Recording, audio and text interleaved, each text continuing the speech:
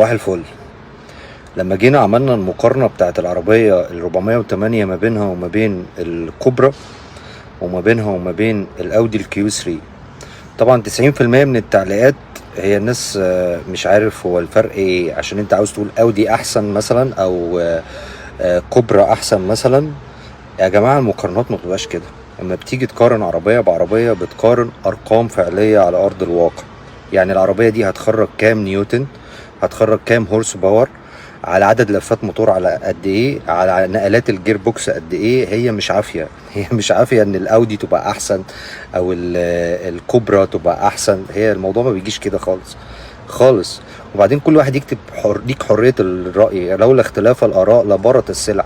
احنا بنقول ان بيجو في المرحلة الأخيرة من التطور وصلت لمرحلة ان الناس دي اهتموا بالمواتير وعملوا تكنولوجي جديدة في الموتور البيورتك، واصبح الموتور بيورتك منافس قوي جدا للبراندات الكبيرة. فلما بنيجي نعمل مقارنة بنعملها بأرقام فعلية على أرض الواقع، ما بنقولش أي حاجة كده وخلاص. وبعدين الأرقام اللي أنا كاتبها دي مش جايبها لا مؤاخذة في الكلمة يعني من عند الحاجة الوالدة.